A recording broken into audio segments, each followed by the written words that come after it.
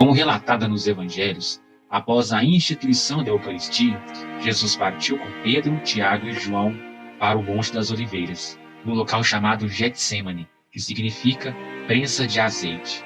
Ali, Jesus sofreu o que a ciência chama de hematidrose. Segundo o perito criminal e autor do livro A Crucificação de Jesus, Dr. Frederick Zugman, a ansiedade mental severa, devido a um medo profundo, estimulam a amígdala a enviar um alerta geral a todos os centros do cérebro. A profunda angústia que Jesus enfrentava acionou esse sistema chamado de luta ou fuga. É basicamente um modo de sobrevivência que é ativado para preparar o corpo para o confronto ou a retirada. Isso acontece com todo ser humano quando nos deparamos com um perigo iminente. O corpo de Jesus bombeou mais oxigênio para o cérebro. Sua respiração acelerou, causando hiperventilação pulmonar e dores no peito. O coração ficou mais frenético. O sangue foi para órgãos vitais, causando a palidez, característica de quem está com medo ou assombrado. Sua boca ficou seca. Jesus ficou com as mãos frias e palmas suadas. As mãos e pés também começaram a tremer. Essa reação criou um estado de exaustão em Jesus, causando dilatação e ruptura nos vasos sanguíneos, nas glândulas sudoríparas, causando hemorragias nas cavidades das glândulas. Ou seja, os poros do corpo de Jesus começaram a literalmente suar sangue. Este fato, relatado apenas por São Lucas, é um reflexo da gravidade do sofrimento agudo que Jesus se encontrava. Os efeitos da hematidrose e a moderada desidratação e leve hipovolemia, devido ao suor e perda de sangue, debilitaram ainda mais o corpo de Jesus, para a próxima etapa de danos físicos, o flagrum romano. A flagelação romana era um dos formatos de punições mais terríveis e temidos. Era totalmente brutal e desumano. O instrumento de tortura era conhecido como flagrum.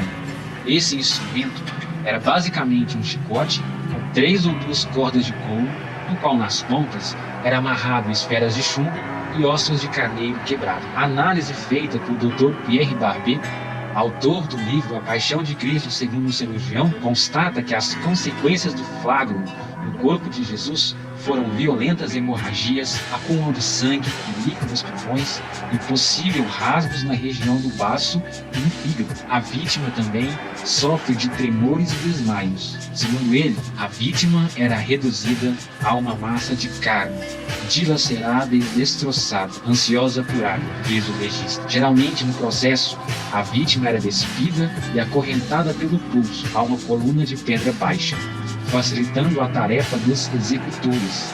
A vítima ficava curvada. As pontas de metal danificavam profundamente a carne das costas duras. Braços, ombros, nervos, músculos, pele eram rasgados pelos ossos de carneiro. Estudos do Santo Sudário encontraram vestígios em abundância em todo o corpo de Cristo. A maioria está na parte das costas.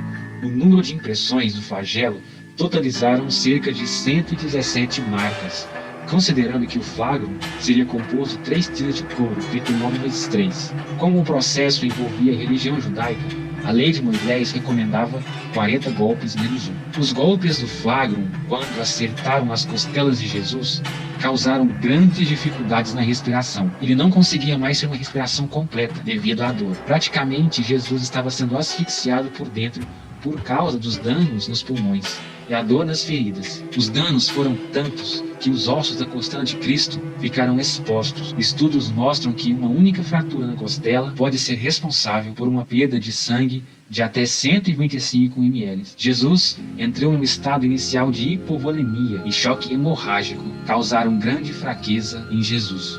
Também tonturas e coloração pálida. Os pulmões de Jesus começaram a acumular líquido na membrana chamada pleura. O fluido misturado ao sangue teria se acumulado lentamente ao longo de algumas horas, aumentando ainda mais a dificuldade de respirar e dor intensa na região do peito. A interpretação mais comum da coroação de espinhos se concentra na humilhação, fazendo com que esse ato fique somente na paródia dos romanos que insultavam Jesus. Mas a maioria das pessoas desconhece a severa dor que a coroação de espinhos imputou ao crânio de Cristo. Segundo estudos do Santo Sudário de Turim, foi constatado que o crânio de Jesus foi o mais violentado do que se pensa. Sempre vimos que a coroa de espinhos teria um formato circular, que envolvia a cabeça de Cristo.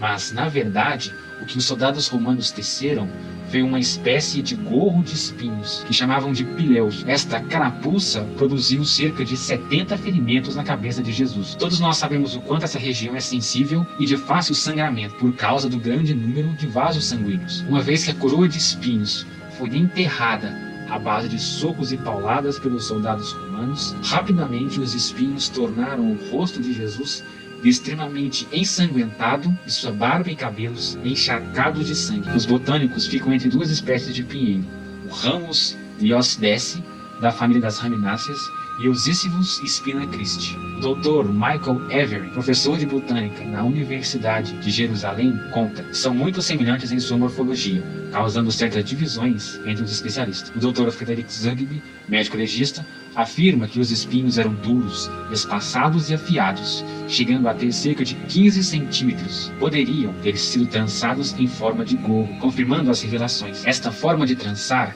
teria permitido que uma quantidade maior de espinhos perfurasse o topo, fronte, parte de trás e as laterais da cabeça de Jesus, causando maior tortura. O suprimento de nervos na cabeça para a percepção da dor é distribuído por ramos de dois nervos principais, que envolvem toda a região da cabeça. Qualquer perfuração na região destes nervos causam a neuralgia do trigêmeo principal. O Dr. Robert Nugent, professor e presidente do Departamento de Neurocirurgia da Universidade da Virgínia, com a neuralgia do trigêmeo, é considerada a pior dor que o ser humano pode experimentar. É uma dor devastadora. Essa dor é tão intensa que nem mesmo morfina ou outros narcóticos conseguem aliviar este tipo de dor. Geralmente, no processo da crucificação, é destacado 5 soldados romanos, um exactor mortis e 4 soldados chamados quaternion. Eram especialistas na arte da crucificação. Quando Jesus chegou ao Calvário, ele já estava quase entorpecido com uma exaustão extrema, resultado do sofrimento mental e físico sofridos no jardim do Getsemane, o açoitamento desumano no pretório e as dores lancinantes da coroação de espinhos. O sol do meio-dia, naquela região desértica, estava alto e intenso, e o suor derramado em abundância por todo o corpo de Jesus. O peso do patíbulo sobre seus ombros machucados, considerando a condição em que Jesus se encontrava, sofria também de intensa fraqueza, tontura e tremedeira, fazendo com que tropeçasse, calambeasse e caísse diversas vezes. Na Via Sacra, vivemos 3 etapas dedicadas a quedas de Jesus. Esta afirmação é incompatível com seu estado clínico. Quando consideramos a sua condição física, 3 é um número muito pequeno. Sem dúvidas, Jesus tropeçou inúmeras vezes. Era de responsabilidade do exactor mortis não permitir que a vítima morresse no caminho à sua crucificação. A gravidade do estado de Jesus foi percebida, tanto que delegou a Simão Cirineu, um transeunte, para ajudar Jesus a carregar o patíbulo.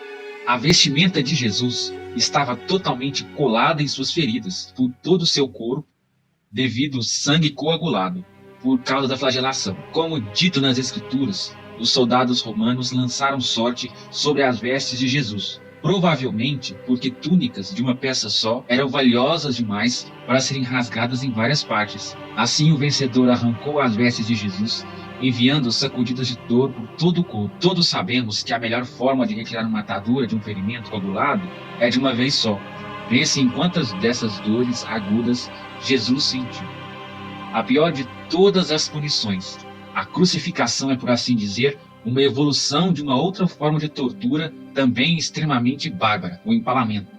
A cruz foi adotada pelos romanos depois de conhecerem o procedimento dos cartaginenses. De forma geral, uma cruz é formada por 2 peças distintas. A peça vertical é conhecida como stipes crucis, que significa tronco da árvore. A outra móvel, e que se fixava horizontalmente, se chamava patíbulo. Jesus precisou carregá-la cerca de 500 a 600 metros. Sozinho, o patíbulo pesava cerca de 50 quilos. Carregar tal peça já era rude para um homem em plenas condições, mas imagine para um corpo que já recebeu tantos danos, se tornaria uma violência ainda maior. Uma terceira peça é o cedilho, que servia como uma espécie de assento para os pés. Era usado para prolongar a agonia. Vemos claramente que não pouparam nenhum recurso para aumentar o sofrimento de Jesus. Uma última peça que é bem conhecida é o Títulus, pedaço de madeira no qual estava escrito o nome do réu e seu crime pelo qual foi condenado. O Dr. Pierre Barbet concluiu com seus estudos que o cravo foi pregado no espaço destote, onde atingiu o nervo mediano.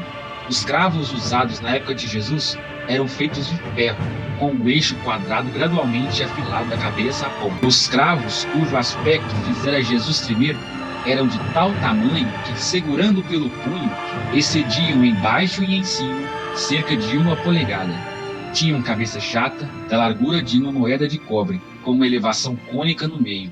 Tinham 3 gumes. Na parte superior, tinham a grossura de 1 polegar e na parte inferior, a de um dedo pequeno. A ponta fora aguçada com uma lima. Cravados na cruz, vi-lhes a ponta sair um pouco do outro lado dos braços da cruz. Os efeitos da pregação na cruz nas mãos e pés de Jesus causaram extrema aflição, tornando todo o corpo quase que incapacitado para qualquer movimento. A dor é conhecida como causalgia. Durante a Guerra Fria, médicos estudaram esta síndrome e constataram que ela gera uma dor extenuante. É descrita como uma sensação de queimação extrema nos nervos que, mesmo contatos suaves como roupas, causam total tortura. E lembremos que no nervo mediano de Jesus estava em contato com o ferro do prego. O menor movimento de Jesus causava extrema dor, como que relâmpagos nos seus nervos. Estudos ainda mostraram que a dor pode ser aumentada de acordo com a temperatura do corpo. Jesus, debaixo do sol de uma região desértica, certamente sofreu de todas as formas possíveis e todas do grau mais elevado. Tudo isso por amor a vocês.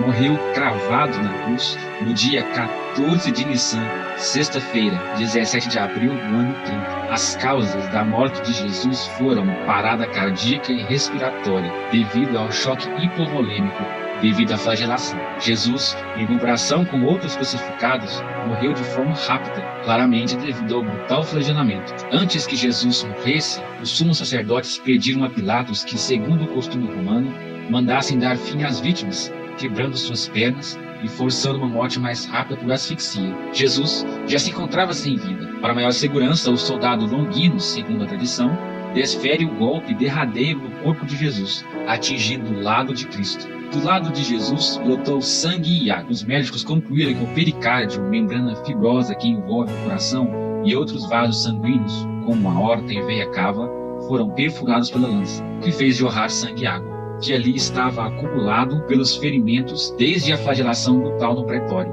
A morte de Jesus, vista sob a luz da ciência, enriquece ainda mais a atmosfera da Semana Maior, a Semana Santa.